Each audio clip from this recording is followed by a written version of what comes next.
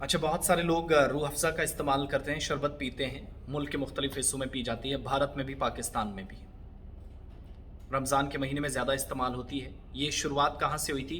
हकीम हाफ़िज़ अब्दुल मजीद, जिसने रूह अफ़ज़ा मुतारिफ़ कराया था।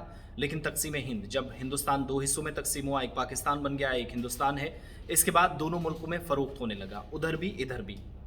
तक़सीम हिंद के बाद अब्दुल मजीद का बड़ा बेटा जो था वो हिंदुस्तान में रहा, तो उसके दूसरे बेटे ने हिजरत करने का फ़ैसला किया। यानी उस वक्त दूसरा बेटा जो है वो सरहद पार चला गया और पाकिस्तान जाने के बाद वहाँ वो हमदर्द लेबॉर्ट्रीज़ वक्फ़ का आगाज़ किया गया। अब हमदर्द यहाँ भी काम करता है, वहाँ भी काम करता है। यहाँ हिंदुस्तान के अंदर भी रूह अफ़ज़ा तैयार होती है जो हम लोग यहाँ पीते हैं, पाकिस्तान के अंदर भी जिस रूह अफ़ज़ा शरबत का इस्तेमाल होता है वो वहाँ पर तैयार होती है। लेकिन बताने का मकसद क्या है? पाकिस्तान की रूह अफ़ज़ा पर पाबंदी आयद कर दी गई है और ये हम नहीं, अदालत का फ़ैसला है। दरअसल अदालत में एक बड़ी राहत दी है हमदर्द कंपनी को जो हिंदुस्तान के अंदर काम करती है।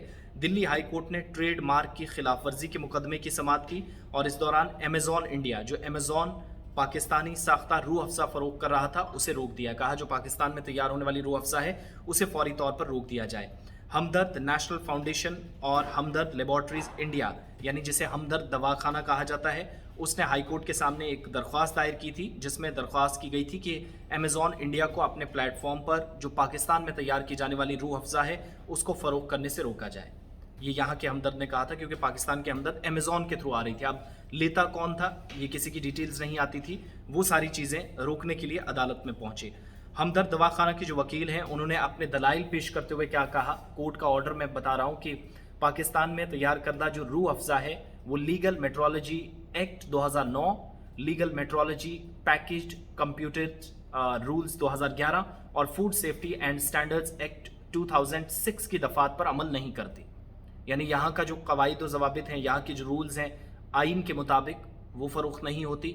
वहाँ से कैसे आती है, कौन इसे फ़रोख्त करता है, कौन कंपनियाँ इसमें आगे मुलव्वस हैं, उस पर कार्रवाई होनी चाहिए। और कहा कि वो इन सारे चीज़ों पर, दफात पर अमल नहीं करती। दलाइल सुनने के बाद हाई कोर्ट ने हमदर्द नेशनल फाउंडेशन इंडिया के हक़ में फ़ैसला जारी किया।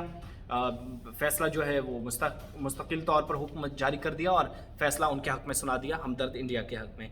अदालत ने यह भी कहा कि प्रोडक्शंस और रिकॉर्ड शुदा जो हक़ाइक़ हैं उनको सामने रखना है और मुद्दालिया नंबर 2 के साथ साथ ये जो दुकानदार हैं उनके खिलाफ मुद्दी मुस्तकिल हुक्म इम्तनाई के आर्टिकल 38A के लिहाज से भी मुकदमा जो है मुकदमे का फ़ैसला किया जाएगा। साथ ही इसका मतलब यह है कि जो प्रोडक्ट्स एक ही नाम के हैं या पाकिस्तान में तैयार किए जाते हैं वो हिंदुस्तान में अमेज़ॉन पर फ़रोख्त नहीं किए जा सकते। तो आप रूह अफ़ज़ा शरबत पीजिएगा, वो रुकी नहीं है, ओरिजिनल जो है वो यहाँ बनती है। लेकिन ये कहा गया अमेज़ॉन को कि आप पाकिस्तान के प्रोडक्ट्स यहाँ ना बेचें। ये देखते हुए कि रूह अफ़ज़ा हिंदुस्तान में 1 सदी से ज़्यादा अरसे से फ़रोख्त हो रहा है और अदालत ने अमेज़ॉन इंडिया से पाकिस्तान में बनने वाली सिर्फ ये जो रूह अफ़ज़ा है यही नहीं, बाकी जो प्रोडक्ट्स हैं, मसनूआत हैं, उनको भी हटाने का हुक्म दिया है। दरख्वास्त के मुताबिक रूह अफ़ज़ा अमेज़ॉन पर फ़रोख्त किया जाता है लेकिन बेचने वाला उनकी तफसीलात, अपनी डिटेल्स जो है वो ज़ाहिर नहीं करता। और अदालत ने इस दलील के हिस्से की समाअत करते हुए कहा कि अमेज़ॉन की जिम्मेदारी है कि वो फ़रोख्त करने वाले जो लोग हैं उनके नाम ज़ाहिर करे, जो लेता है उसकी डिटेल्स भी आपके सामने होंगी तो वो भी बताइएगा। लिहाजा हकीम हाफ़िज़ अब्दुल मजीद रूह अफ़ज़ा मुतारिफ़ तो कराया था लेकिन आज इस पर तनाज़ा बनने जा रहा था, बिलाखिर अदालत ने सॉल्व कर दिया। अमेज़ॉन पर रोक लग गई है कि वह रूह अफ़ज़ा पाकिस्तान, हिंदुस्तान के अंदर इस तरीके से या बाकी प्रोडक्ट्स नहीं फ़रोख्त कर सकता, और अगर करता है तो फिर डिटेल्स क्यों नहीं सामने लाता।